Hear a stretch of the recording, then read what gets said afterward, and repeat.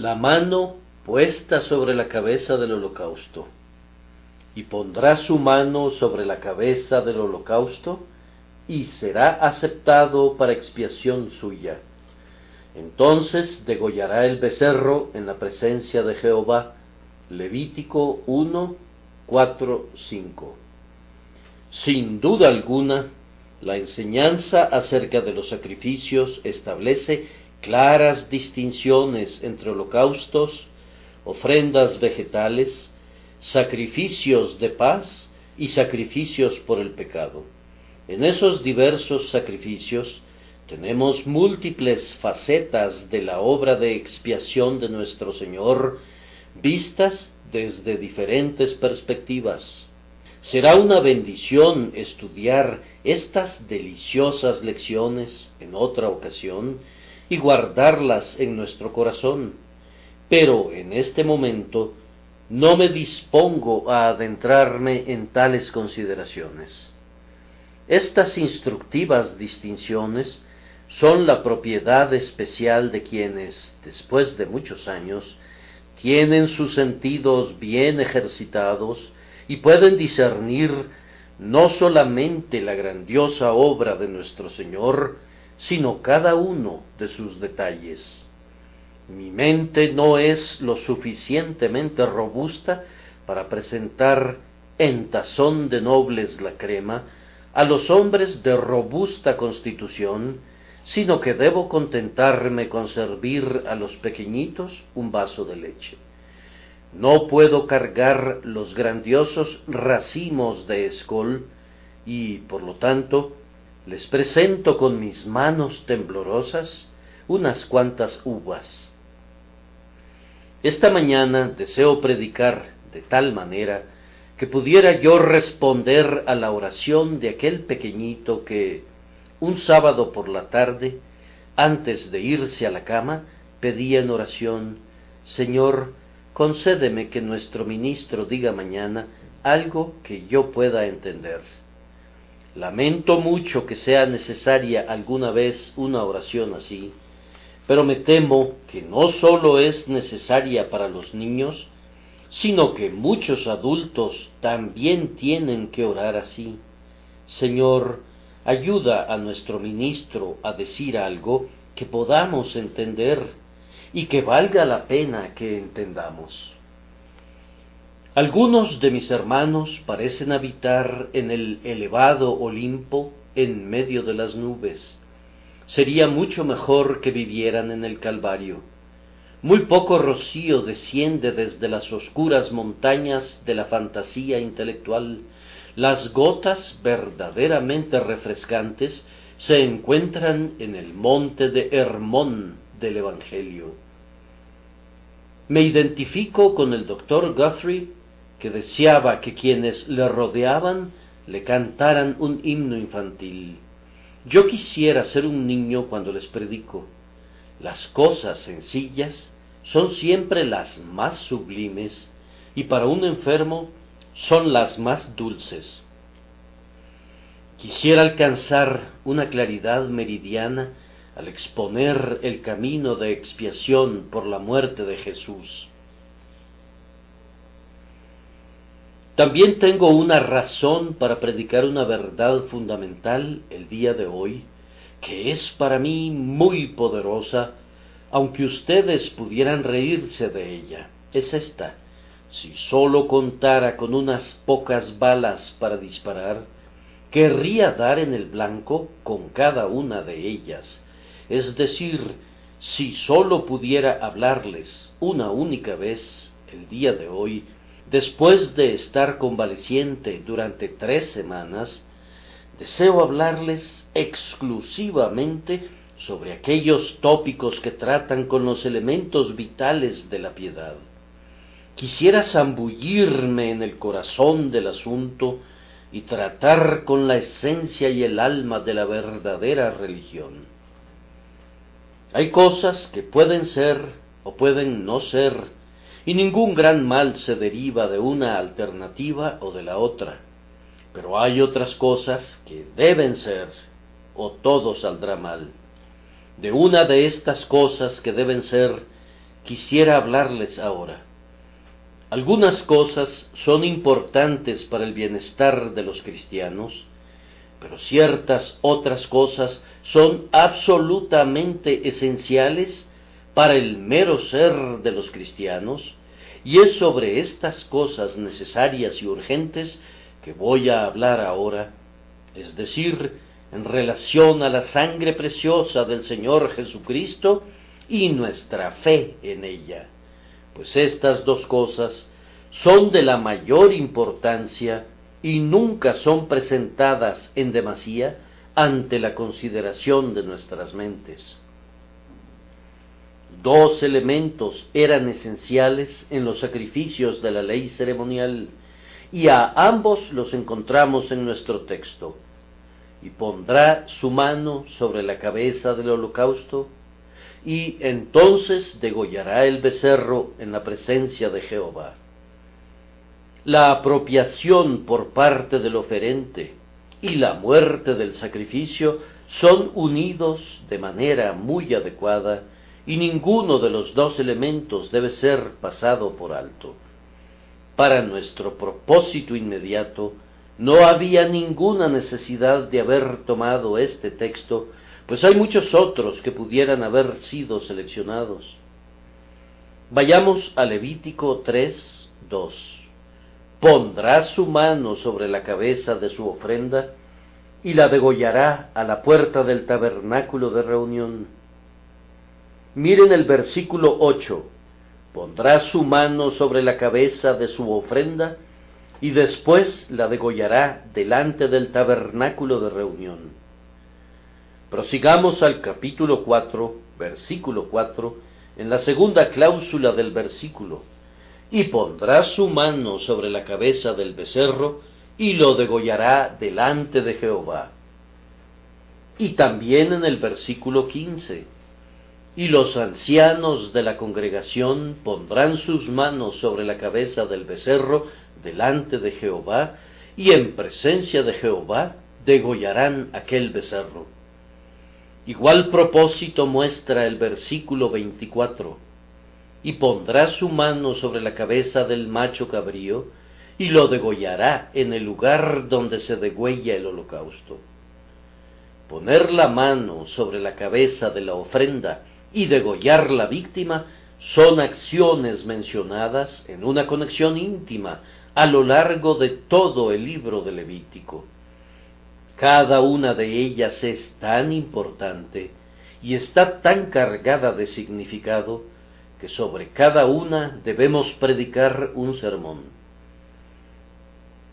El día de hoy vamos a considerar el acto inicial del oferente y pondrá su mano sobre la cabeza del holocausto. Todo lo que antecede es importante, pero este es el verdadero acto de sacrificio en lo que concierne a la persona del oferente. Antes de alcanzar este punto, la persona que presentaba la ofrenda tenía que hacer una selección del animal que iba a presentar ante el Señor. Tenía que ser de cierta edad, y tenía que ser sin defecto, y debido a esta última razón, se tenía que hacer un examen minucioso de la ofrenda, pues el Señor no aceptaría un sacrificio que fuera cojo, o imperfecto, o herido, o deficiente en cualquiera de sus partes, o con cualquier defecto. Él requería una ofrenda sin defecto. Ahora yo invito a todos aquellos que buscan la reconciliación con Dios, que miren a su alrededor y que consideren si el Señor Jesucristo es el sacrificio de expiación que necesitan y si Él es aceptable a Dios. Si ustedes conocen cualquier otra expiación por el pecado, examínenla bien. Yo estoy seguro que van a encontrar muchas faltas y fallas en ella. Pero en lo relativo al Cordero de Dios, no tengo ninguna pregunta. Ustedes pueden investigar y probar e intentar, pero no van a encontrar ningún defecto en él. Si hubiere alguna falla en él, ya sea en exceso o en defecto, podrían muy bien rechazarlo, pero como no encontrarán nada de eso, les ruego que lo acepten de inmediato con gozo. Vengan y miren al Señor Jesucristo, tanto en su deidad como en su humanidad. Miren su vida y su muerte, sus hechos y sus sufrimientos, y vean si hay alguna iniquidad en él. Él no conoció el pecado, no tenía ni conocimiento ni tratos con el pecado. Él era santo, inocente, sin mancha. Después de que hayan examinado cuidadosamente su bendita persona y su carácter sin mancha, si llegan a la conclusión de que Él es un sacrificio adecuado y aceptable para que ustedes lo presenten ante el Señor, entonces anhelo que den un paso mucho más práctico y acepten que el Señor Jesús sea su representante, su ofrenda por el pecado, su holocausto, su sustituto y su sacrificio. Anhelo que cada persona aquí presente que no ha sido salvada pueda recibir de inmediato al Señor Jesús como su expiación, pues esta es la actividad principal que el pecador debe realizar para ser lavado del pecado y aceptado por Dios. Felizmente no tienen que buscar un sacrificio como el judío tenía que encontrar un becerro.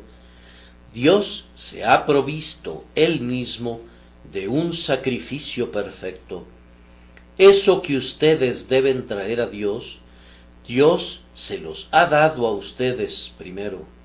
Felizmente, no es necesario que ustedes repitan el examen que el Señor Jesús pasó a manos de los hombres y de los demonios y de Dios, cuando fue probado y examinado, y aun el príncipe de este mundo no encontró nada suyo en él. Tienen que ocuparse de esta única cosa, es decir, poner sus manos sobre el sacrificio que les ha sido provisto.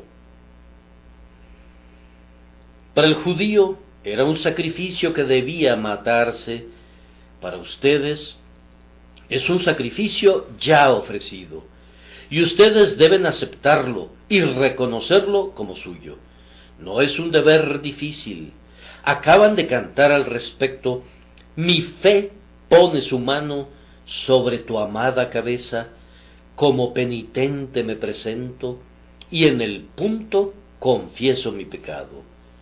Si ya han atendido a esto, háganlo de nuevo esta mañana. Si nunca lo han hecho, les ruego desde lo más profundo de mi alma que de inmediato hagan eso que está implícito al poner las manos sobre la cabeza de la víctima. Entonces, manos a la obra de inmediato. ¿Qué significaba eso? Quería decir 4 cosas, y la primera era una confesión. El que ponía su mano sobre la cabeza de la ofrenda hacía una confesión de pecado, sin importar cuál era la ofrenda que traía el israelita creyente. Siempre había en ella una mención de pecado, ya fuera implícita o expresa.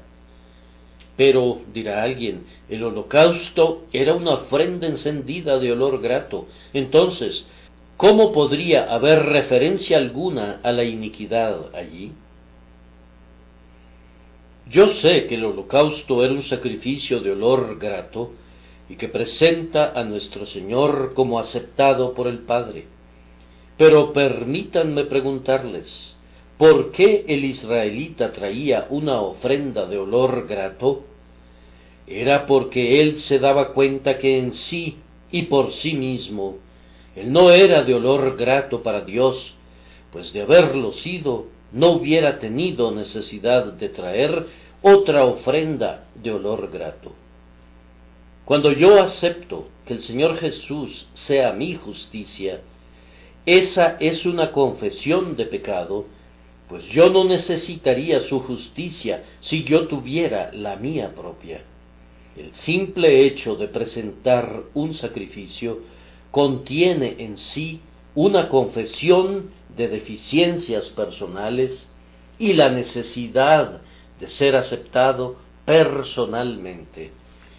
Esto es cierto en relación al holocausto, pero en otros sacrificios, especialmente en los sacrificios por el pecado, en los que se ponían las manos sobre la cabeza de la víctima, a la persona que lo ofrecía se le exigía que confesara aquello en que pecó, cuando pecare en alguna de esas cosas.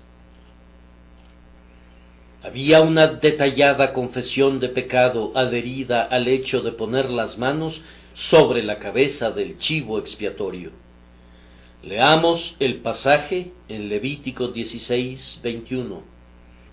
Y pondrá Aarón sus 2 manos sobre la cabeza del macho cabrío vivo, y confesará sobre él todas las iniquidades de los hijos de Israel, todas sus rebeliones y todos sus pecados, poniéndolos así sobre la cabeza del macho cabrío, y lo enviará al desierto por mano de un hombre destinado para esto. Comprendan entonces que si ustedes lo necesitan para que Él sea su expiación, el mismo a quien Dios ha elegido para que sea su sacrificio, deben acercarse a Él confesando su pecado. Al tocar a Jesús, deben tocarlo estando conscientes plenamente de su culpa. Él no les pertenece a ustedes, a menos que sean pecadores. Ah, Señor, la confesión de pecado no es un deber difícil para algunos de nosotros, pues no podemos hacer nada más que reconocer y lamentar nuestra culpa. Henos aquí ante ti, condenándonos a nosotros mismos, y con el corazón dolido, cada uno de nosotros exclama: ten piedad de mí, oh Dios, conforme a tu misericordia. ¿Acaso alguien de ustedes rehúsa hacer una confesión de culpa? Entonces no lo piensen mucho, sino de conformidad a sus propios conceptos orgullosos. Ustedes no son pecadores. El Señor no les proporcionará ningún Salvador. ¿Acaso debe prepararse medicina para quienes no están enfermos? ¿Por qué motivo hay que invitar al justo a que participe del perdón?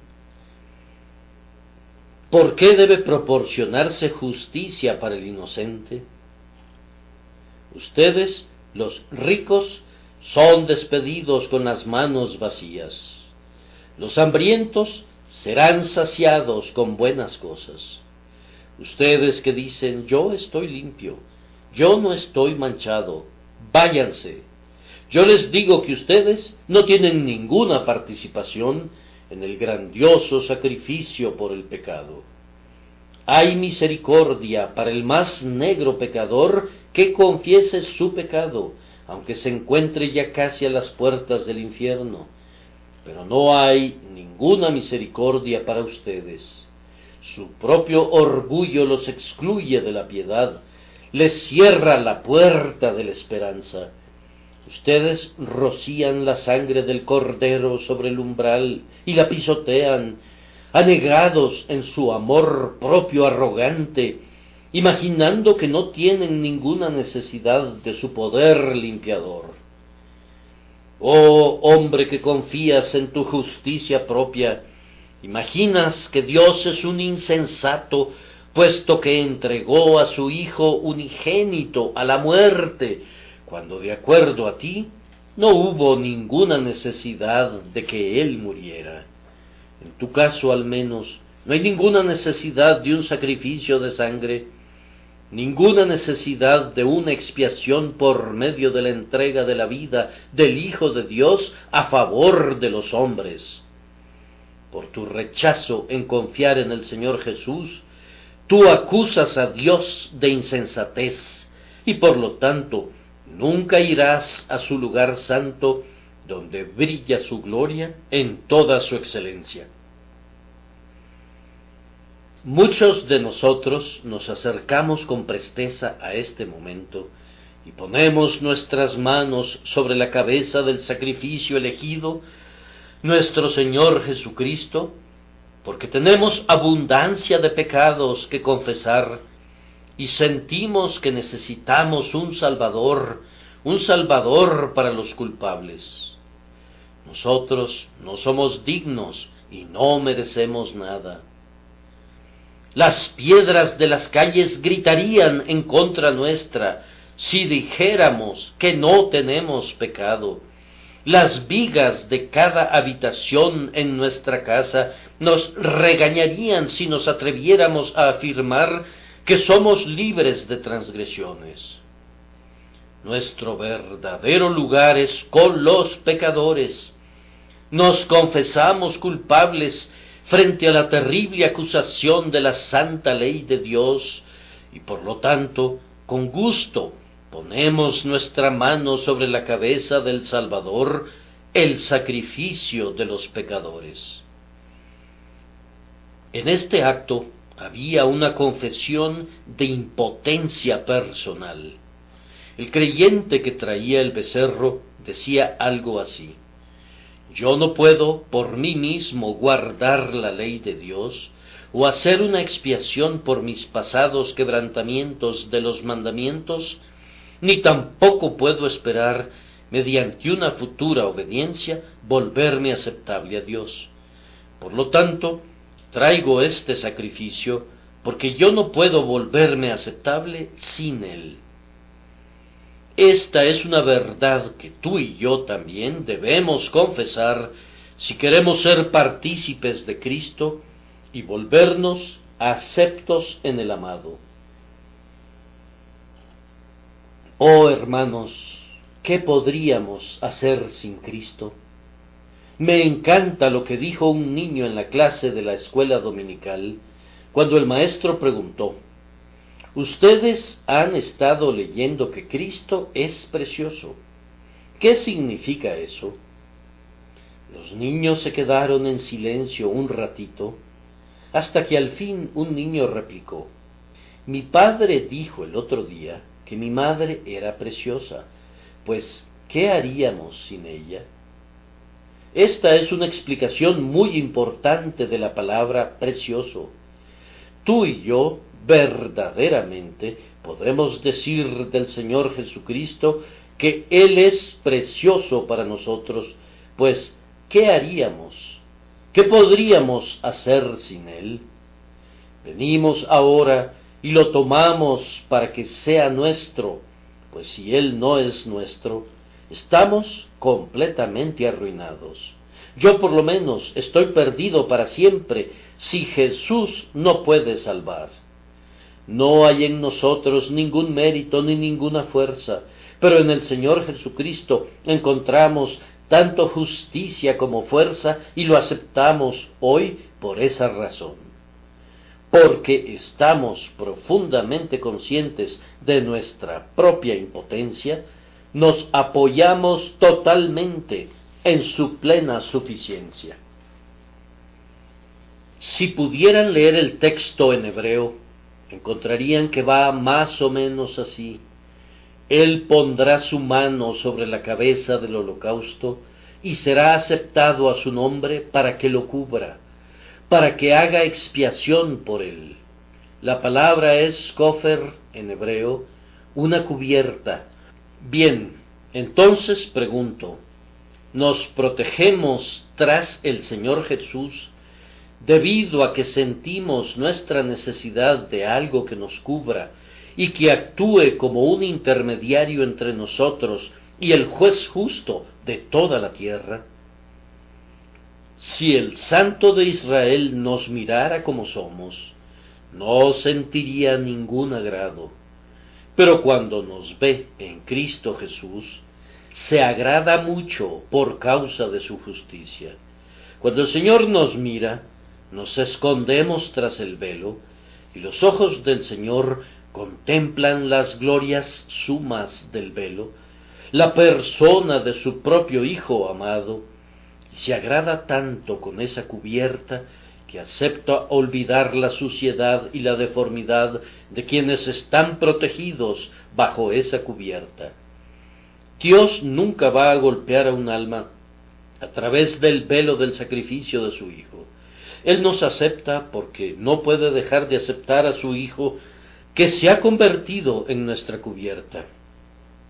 En relación a Dios, cuando yo soy un pecador consciente, anhelo esconderme de Él, y el Señor Jesús es nuestro escudo y nuestro escondite, la cubierta, la expiación sagrada dentro de la cual nos ocultamos de la justicia.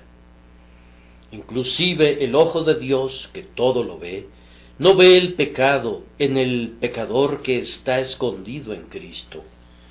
¡Oh, qué bendición es esa, queridos amigos, cuando nuestro sentido de impotencia propia es tan grande que no sentimos ningún deseo de hacer un espectáculo de nosotros, sino que al contrario anhelamos no estar a la vista y por tanto entramos en Cristo para estar escondidos en Él, cubiertos por el sacrificio que Dios ha preparado. Esa es la segunda confesión, y así tenemos una confesión de pecado y de la necesidad de ser cubiertos.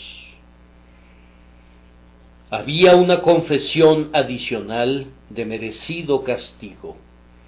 Cuando un hombre traía su becerro, o su macho cabrío, o su oveja, ponía su mano sobre la ofrenda, y como sabía que esa pobre criatura tenía que morir, de esa forma reconocía que él mismo merecía la muerte. La víctima caía sobre el polvo, retorciéndose, sangrando, muriéndose. El oferente confesaba que esto era lo que él merecía. Reconocía que la muerte procedente de la mano de Dios era algo que tenía que cumplirse en cuanto a él. Y cuando un hombre llega a ese punto, cuando reconoce que Dios será justificado cuando hable con ira, y tenido por puro cuando él juzgue y pronuncie sentencia en justicia, cuando confiese que no puede liberarse a sí mismo, sino que ha pecado de tal manera que merece ser maldecido por Dios y sentenciado a sentir los horrores de la segunda muerte, entonces es traído a una condición en la que el grandioso sacrificio será algo precioso para él. Entonces se apoyará fuertemente en Cristo y con un corazón quebrantado reconocerá que el castigo que recayó sobre Jesús fue el que él merecía y se maravillará que no sea llamado a cargar con ese castigo. En lo que a mí se refiere, yo merezco la condenación eterna, pero yo confío en el Señor Jesús y creo que Él fue castigado en lugar mío. El castigo de nuestra paz fue sobre Él, y por su llaga fuimos nosotros curados. Si tú puedes confesar así tu pecado, y ofrecer tu cuello al castigo, y luego aferrarte al Señor Jesús, eres un hombre salvo. ¿Puede tu corazón confesar de veras: yo soy culpable, yo no puedo salvarme a mí mismo, merezco ser arrojado al más bajo infierno, pero ahora tomo a Jesús para que se ponga en mi lugar? Entonces ten ánimo, tu fe te ha salvado, ve en paz. Que el Espíritu de Dios bendiga este primer punto. En segundo lugar, la imposición de manos significaba aceptación. Al poner su mano sobre la cabeza de la víctima, la persona que traía la ofrenda quería significar que reconocía que la ofrenda era por él mismo. Antes que nada, aceptaba el principio y el plan. Demasiadas personas dan coces contra la idea de que seamos salvos por sustitución o representación. ¿Por qué se rebelan contra eso? En lo que a mí concierne, si Dios quiere salvarme por gracia, de la manera que sea, yo estaré muy lejos de presentar objeción alguna. ¿Por qué había de quejarme de aquello que me va a liberar de la destrucción? Si el Señor no pone objeciones a la forma, ¿por qué habría de hacerlo yo? Además, en cuanto a la salvación por el mérito de otro, yo ciertamente recuerdo que mi primera ruina no vino por causa de mí mismo. No estoy hablando para excusar mi pecado personal, pero, sin embargo, es cierto que yo fui a la ruina antes de haber cometido yo mismo algún pecado, por la desobediencia del primer padre de la raza que era mi representante. ¿Cómo sucedió esto? No lo sé con precisión, pero estoy seguro de que debe ser así, o Dios no lo hubiera revelado. En Adán caímos. Por la desobediencia de un hombre, los muchos fueron constituidos pecadores. Romanos 5:19. Entonces, si la caída comenzó por el pecado de otro, ¿por qué nuestro rescate no puede ser causado por la justicia y la expiación de otro? ¿Qué dijo el apóstol? Porque si por la transgresión de aquel uno murieron los muchos, abundaron mucho más para los muchos la gracia y el don de Dios por la gracia de un hombre, Jesucristo. De todas formas, no nos corresponde, ni a mí ni a ti, levantar objeciones en contra de nosotros mismos, ni sentir que si Dios considera que esta es la forma adecuada de salvación, Él sabe por qué, y nosotros aceptamos de buen grado lo que Él apruebe. ¿Quién de ustedes no lo aprobará? Dios nos conceda que nadie se oponga a un método de gracia tan sencillo, tan seguro, tan disponible. Entonces, fíjense bien, después que ustedes hayan aceptado el plan y la forma, ya no deben detenerse allí, sino que deben proseguir y aceptar la sagrada persona que Dios provee. El oferente hubiera mostrado una insensatez muy grande si se hubiera colocado junto al altar diciendo: «Buen Dios, yo acepto el plan del sacrificio, ya sea el holocausto o la ofrenda por el pecado, yo estoy de acuerdo». Él hacía algo más que eso. Él aceptaba que ese preciso becerro era su ofrenda, y como prueba de ello, ponía su mano sobre la cabeza. Les pido que tengan cuidado de no descansar satisfechos, simplemente entendiendo y aprobando el plan de salvación.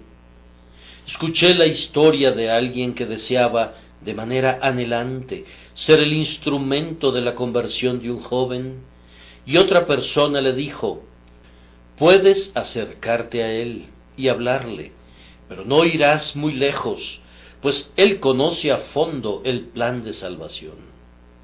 Cuando el amigo comenzó a hablar con el joven, recibió esta respuesta: «Te lo agradezco mucho, pero no creo que puedas decirme mucho, pues conozco y admiro desde hace mucho tiempo el plan de salvación por medio del sacrificio sustitutivo de Cristo». Sí, él descansaba en el plan, pero no había creído en la persona. El plan de salvación es sumamente bendito, pero no nos ofrece nada a menos que creamos. ¿Cuál es el consuelo del plano de una casa si no entran en la casa misma? ¿Qué bien les proporcionará el diseño de un vestido si no tienen ni siquiera un harapo con que cubrirse? ¿No han escuchado alguna vez del jeque árabe en el Cairo que estaba muy enfermo y acudió a un misionero, y el misionero le dijo que podía darle una receta? Así lo hizo, y una semana después encontró al jeque en la misma condición. ¿Tomaste mi receta?, le preguntó. Sí, me tragué todo el papel. Él soñaba que iba a curarse mediante el plan de la medicina. En lugar de eso, debió ir a la farmacia y comprar la medicina, y entonces se habría mejorado. Lo mismo sucede con la salvación.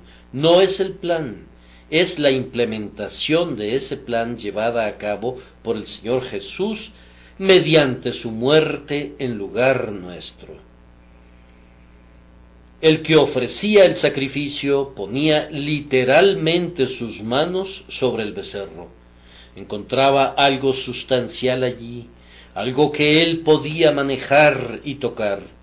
De la misma forma, nosotros nos apoyamos sobre la obra real y verdadera de Jesús, la cosa más sustancial bajo el cielo.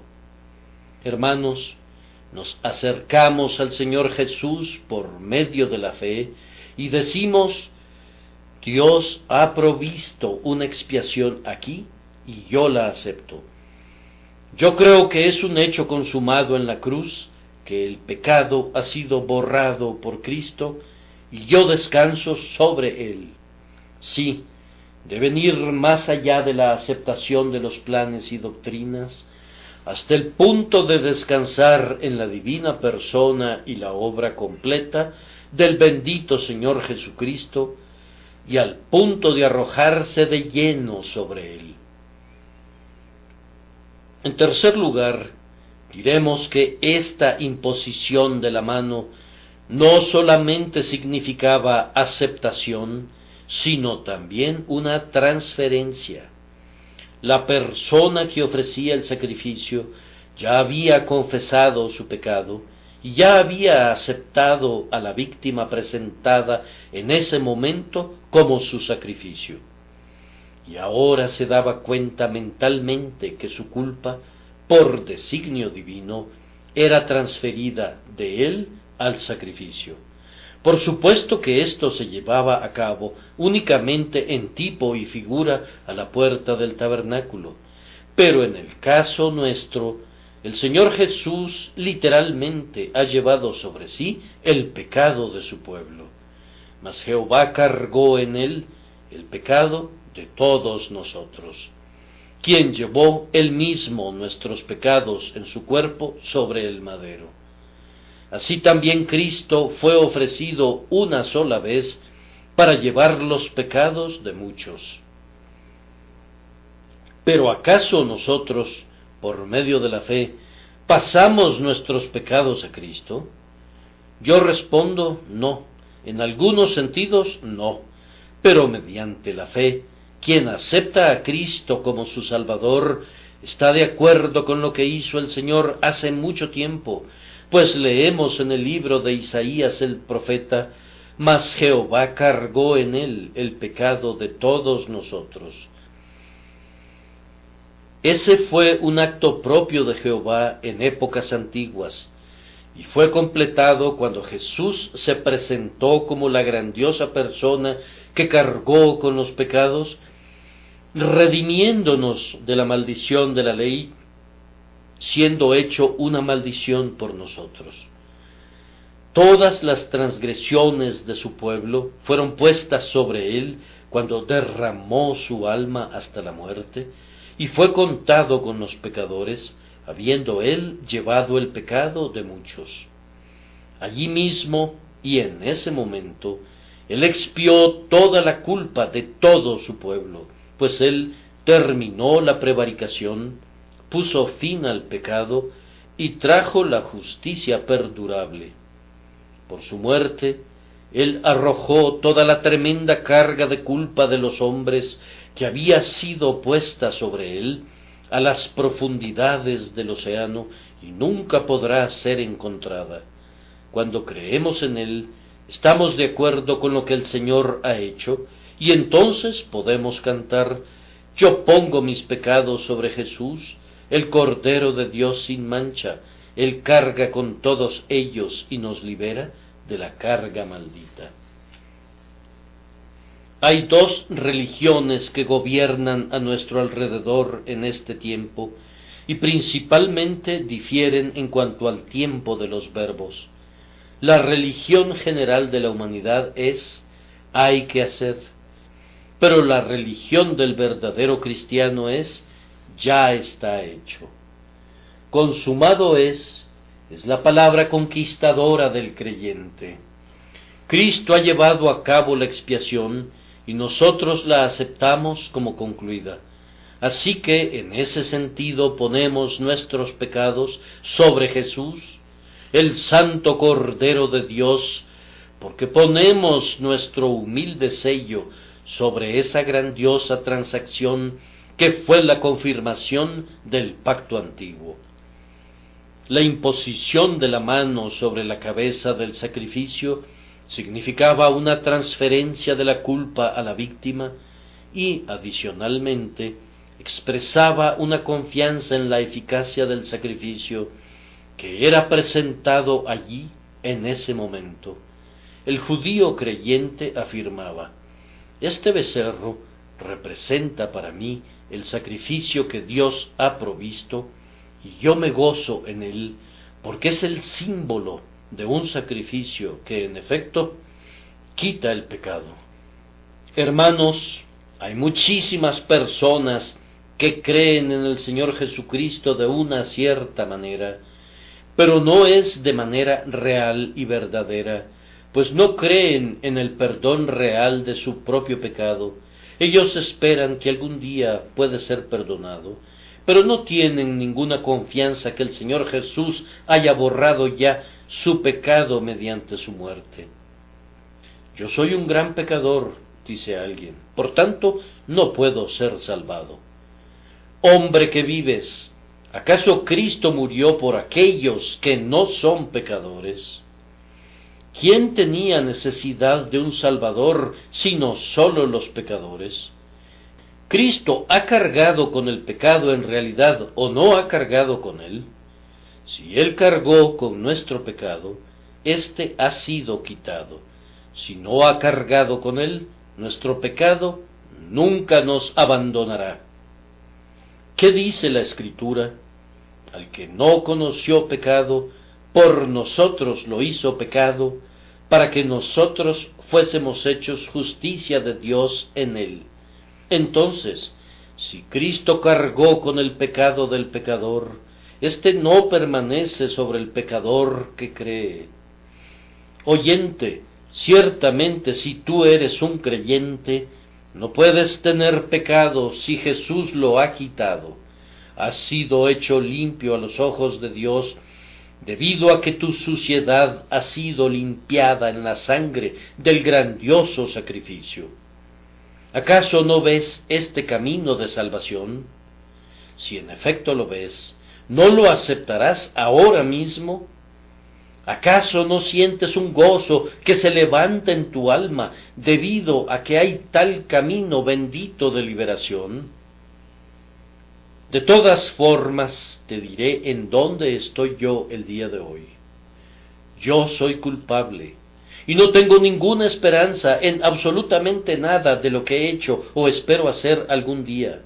Pero yo creo que el Señor Jesucristo cargó con mi pecado en su propio cuerpo sobre el madero, y en este instante pongo mis manos sobre él, en el mismo sentido expresado en el hebreo, apoyándome con todo mi peso sobre él. Si Jesús no puede salvarme, debo ser condenado, pues yo no puedo ofrecerle ninguna ayuda, ni tampoco puedo ver a nadie más que pueda hacer algo, ni siquiera apuntar con el dedo en esa dirección. Si no hay suficiente poder en la sangre de Jesús para lavarme de todos mis pecados, entonces debo morir en mis pecados. Y si no hay suficiente mérito en su justicia para salvarme aparte de cualquier justicia propia, entonces estoy arruinado, un espíritu que ha naufragado en la costa recubierta del hierro de la desesperación. Sin embargo, No tengo ningún temor, pues yo sé a quién he creído y estoy seguro que es poderoso para guardar mi depósito para aquel día. Ahora les ruego, amado pueblo de Dios, que se apoyen en Jesús y que se mantengan apoyados en Él. Oh, que ustedes que todavía no conocen a Jesús puedan ser traídos para que lo toquen por medio de la fe y que puedan apoyarse en Él mediante una confianza plena. En momentos de agudo dolor o de gran depresión de espíritu, o en las estaciones cuando la muerte ronda, ustedes son forzados a mirar a su alrededor para encontrar dónde están sus cimientos y en qué consisten. Y créanme, no hay ningún fundamento que pueda soportar el peso de una conciencia culpable, ni de un cuerpo tembloroso y torturado, excepto este fundamento: la sangre de Jesucristo su Hijo nos limpia de todo pecado. Jesús es la expiación, Él es la cubierta, Él es el refugio, en suma, Él es nuestro todo en todo. Asimismo, esta imposición de la mano sobre la cabeza de la víctima significaba identificación. El adorador que ponía su mano sobre el becerro decía: «Oh grandioso Señor, te ruego que me identifiques con este becerro, y a este becerro lo identifiques conmigo. Ha habido una transferencia de mi pecado, ahora te suplico que permitas que yo sea considerado como transferido a esta víctima y que sea representado por ella». Ahora consideren lo que ocurría con el sacrificio. El cuchillo era desenfundado y la víctima era sacrificada. No solamente estaba amarrada, sino que la mataban. Y el hombre que estaba allí a su lado y decía: «Ese soy yo, ese es el destino que yo merezco». La pobre criatura se retorcía y se revolcaba en la arena en sus agonías moribundas. Y si el adorador era una persona de mente correcta y no un simple formalista, estaba allí parado con lágrimas en sus ojos, sintiendo en su corazón: «Esa es mi muerte». Les suplico, cuando piensen en nuestro bendito Señor, que se identifiquen con Él. Vean el sudor sangriento rodando y surcando su rostro. Eso es por ustedes. Él gime, Él clama por ustedes. Los pecados de ustedes merecían que ustedes sudaran grandes gotas de sangre, y Jesús es quien suda en lugar de ustedes. El Señor es tomado prisionero y es azotado. Vean esos hilos carmesí de sangre casi coagulada cubriendo esos hombros benditos. Él carga con el castigo de nuestra paz. Él está clavado en la cruz y nosotros estamos crucificados con Él. Después de unos momentos, Él muere y nosotros morimos con Él. Si uno murió por todos, luego todos murieron. Creyente, tú moriste allí en Cristo. Cuando tu sustituto entregó a la ley de Dios el castigo que exigía, tú lo entregaste virtualmente. El alma que pecare, esa morirá, y tú has muerto, creyente. Tú has pagado la deuda en la persona del Señor Jesucristo, a quien tú has aceptado como tu sustituto, cuando has puesto tus manos sobre él. Ustedes conocen esta historia. Es una historia de suma importancia que vale la pena repetir 1000 veces. En una de las grandes guerras de Francia, un hombre fue llamado al servicio militar, pero como él no podía abandonar a su familia, pagó una cuantiosa suma a un sustituto. Ese sustituto fue a la guerra y murió. Después de un tiempo, Napoleón enlistó al resto de los conscriptos y el hombre en cuestión fue llamado de nuevo, a pesar de que ya había sido llamado previamente. Pero el hombre rehusó servir en el ejército. Dijo: no, yo ya serví por medio de mi sustituto y yo ya estoy muerto y enterrado. No me pueden exigir que sirva de nuevo. Se dice que este asunto fue llevado hasta los tribunales superiores y traído luego ante el propio emperador, y que el emperador decidió que la petición de exención hecha por el individuo era una petición justa. Él ya había cumplido con el servicio militar obligatorio por medio de un sustituto. Ese sustituto había entregado su vida y no se le podía pedir más, y por lo tanto la persona a quien había sustituido ya no podía ser llamada para servir de manera obligatoria. Esto expresa nuestro gozo y gloria. Nosotros estamos identificados con Cristo, somos crucificados con Él, sepultados con Él, y en Él hemos sido levantados a una nueva vida. Con Cristo estoy juntamente crucificado, y ya no vivo yo, mas vive Cristo en mí. Porque habéis muerto, y vuestra vida está escondida con Cristo en Dios. Debe recordarse que estábamos identificados con Cristo a su paso bajo la ira de Dios como una ofrenda por el pecado. Si leen en este libro de Levítico, encontrarán que la ofrenda por el pecado era quemada fuera del campamento como una cosa inmunda, y así tú y yo habíamos sido llevados fuera del campamento desde muchos años atrás como cosas inmundas. Eso ya pasó, y en esta hora no somos arrojados más lejos de la vista de Dios de lo que es arrojado Jesús.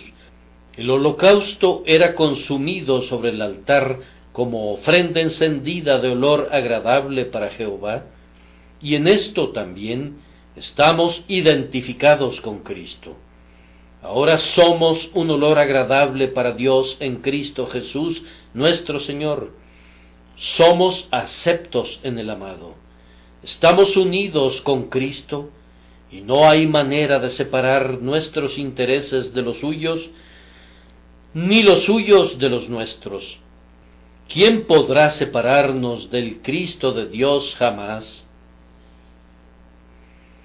Eso es lo que significaba la imposición de las manos sobre el animal. Creo, queridos amigos, que ustedes ya sabían esto, y si no es así, pues ya lo saben ahora. Si el Señor me da su gracia, pretendo entrar en la segunda parte de mi texto el domingo siguiente, y por lo pronto bastará por hoy que insista en este punto. Oh, que el Espíritu de Dios lo fije en lugar seguro en sus corazones. El anhelo ardiente de mi alma es que cada uno de ustedes pueda venir de inmediato para poner sus manos sobre Cristo mediante la confesión, aceptación, transferencia e identificación. Nada que no sea eso bastará para obtener la salvación. Ahora supongan que el judío que iba al tabernáculo y al altar, cuando llegaba allí, se hubiera contentado con hablar acerca del sacrificio, sin colocar personalmente su mano sobre la ofrenda. Ciertamente hablar de eso es una cosa apropiada, pero supongan que él se pasara todo su tiempo simplemente discurriendo acerca del plan de un sacrificio, la provisión de un sustituto, el derramamiento de sangre, la limpieza del pecador mediante la muerte del animal. Hubiera sido un tema lleno de deleite, pero ¿qué beneficio se obtendría de eso? Supongan que hablara y luego se fuera a casa sin haberse unido con la ofrenda. No habría encontrado ninguna paz para su conciencia.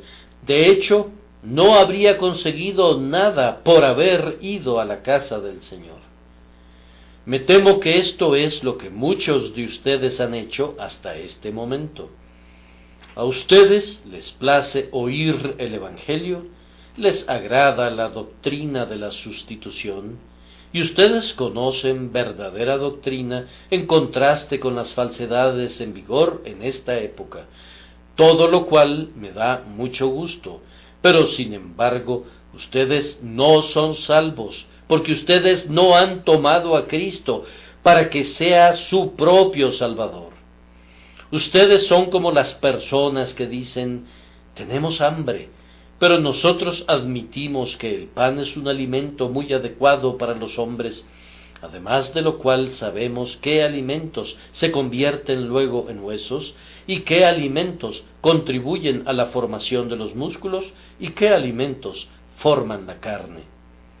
Continúan hablando durante todo el día acerca de las diversas cualidades de la comida. ¿Se sienten alimentados? No. ¿Acaso han saciado su hambre? No. Yo supondría que si gozan de buena salud, su apetito más bien se habría incrementado. Pues bien, muchos de ustedes han estado hablando acerca del pan del cielo durante años, y sin embargo, me temo que no sienten más hambre que la que sentían antes. Vayan más allá de hablar acerca de Cristo y aprendan a alimentarse de Él. Vamos, terminemos de hablar ahora y vayamos a las obras de la fe. Pongan sus manos en Jesús, que es ofrecido por el Evangelio. De otra manera, querido amigo, me temo que perecerás en medio de la abundancia y morirás sin perdón, habiendo tenido a tu puerta la misericordia. Además, supongan que el israelita, en lugar de hablar con sus amigos, hubiera considerado prudente consultarlo con uno de los sacerdotes. Señor, ¿podría robarle unos minutos? ¿Habrá algún lugar por ahí atrás donde pueda hablar conmigo y orar conmigo? Sí, responde el sacerdote. ¿Qué te inquieta? Mi pecado me pesa mucho. El sacerdote replica, tú sabes que hay un sacrificio por el pecado, una ofrenda por el pecado está a la puerta, y Dios la aceptará de tus manos. Pero tú le dices, le ruego que me explique este asunto de manera más detallada. El sacerdote contesta, te lo voy a explicar lo mejor que pueda, pero toda mi explicación se puede resumir en esto. Trae un sacrificio y sobre su cabeza confiesa tu pecado y deja que se haga la expiación. La ofrenda por el pecado es lo que Dios ha ordenado y por tanto Dios la aceptará. Obedece su ordenanza y vive. No hay ningún otro camino. Toma tu ofrenda, yo la mataré por ti y la pondré sobre el altar y la presentaré a Dios. ¿Acaso le dirás, voy a regresar mañana para seguir platicando con usted? ¿Acaso clamas una y otra vez mañana? ¿Vas una y otra vez a consultar con él? Oh amigo, ¿qué será de ti? Tú perecerás en tu pecado, pues Dios no otorga la salvación mediante consultas ni pláticas con los ministros, sino mediante la imposición de tus manos sobre el sacrificio que Él ha escogido. Si aceptas a Cristo, serás salvo. Si no lo aceptas, debes perecer. Todas las conversaciones del mundo no te pueden ayudar en lo más mínimo si rehusas a tu Salvador. Sentado allí en tu lugar el día de hoy, sin que me hables a mí ni a nadie más, te exhorto a creer en Jesús.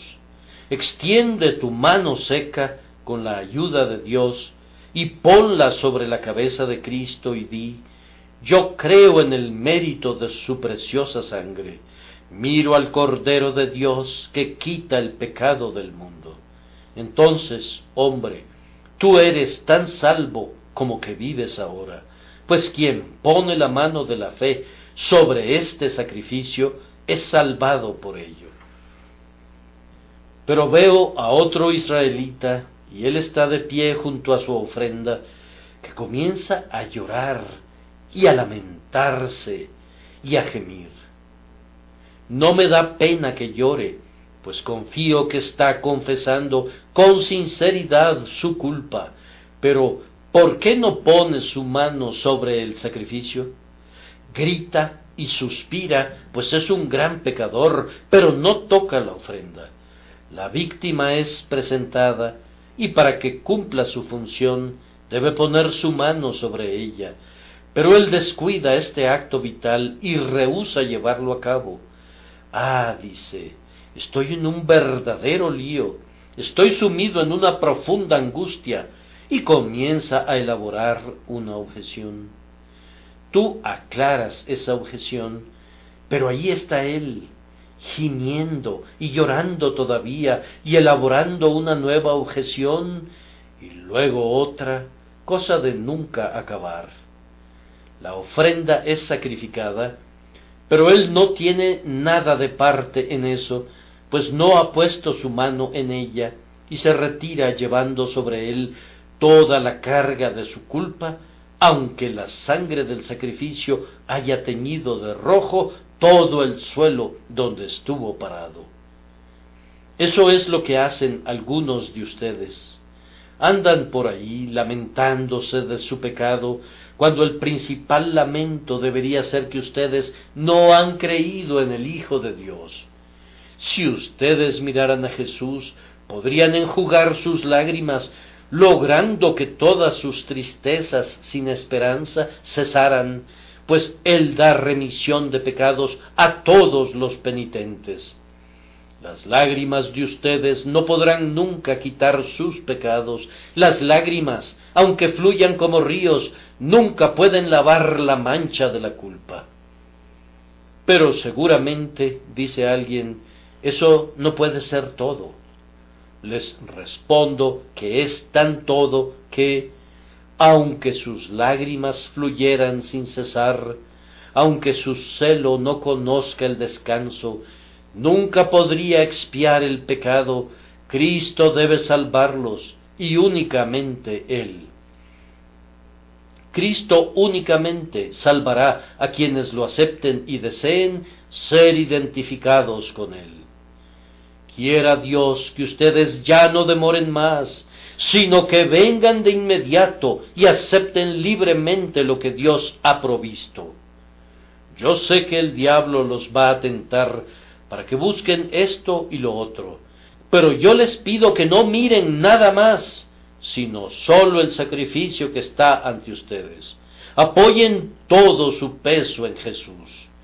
Observen que el israelita tenía que poner su mano sobre una víctima que todavía no había sido sacrificada, pero que mataban posteriormente.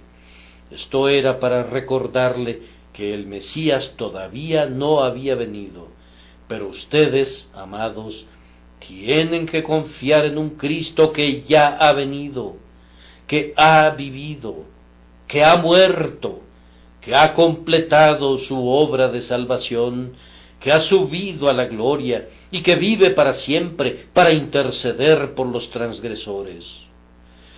¿Van a confiar en Él o no? No puedo desperdiciar las palabras. Tengo que ser muy concreto. Juan Bunyan dice que un domingo, cuando estaba jugando el juego de tumbar al gato en Elstow Green, cuando estaba a punto de darle al gato con un palo, le pareció escuchar una voz que le decía: ¿vas a dejar tus pecados e ir al cielo, o vas a conservar tus pecados e ir al infierno? La voz del cielo resuena hoy con esta pregunta: ¿van a confiar en Cristo e ir al cielo, o van a mantenerse separados de él e ir al infierno? Pues al infierno van a ir a dar, a menos que Jesús se convierta en su mediador y en su sacrificio de expiación. ¿Quieren tener a Cristo o no? Les escucho decir, pero, oh, que yo pudiera arrojar lejos todos sus peros. ¿Quieren tener a Cristo o no? Oh, pero nada de eso, sus peros deben ser arrojados al limbo. Me temo que van a ser su ruina. ¿Confiarán en Cristo o no? Si tu respuesta es, yo confío en Él de todo corazón, entonces tú eres un hombre salvo. No estoy diciendo que serás salvo, sino que eres salvo. El que cree en el Hijo tiene vida eterna. Ustedes ya saben cómo nuestro querido amigo, el señor Hill, lo expresó la otra noche durante nuestra reunión de oración. El que cree en Él tiene vida eterna. T-I-E-N-E, que quiere decir la tiene. La palabra está muy bien deletreada. Si tú crees en el Señor Jesucristo, tienes vida eterna y ya es una posesión presente. Sigue tu camino y canta con gozo del corazón, porque el Señor te ha amado. Trata de seguir cantando hasta que te unas al coro que está ante el trono eterno. Que el Señor salve a cada persona que oiga o lea este sermón por nuestro Señor Jesucristo. Amén.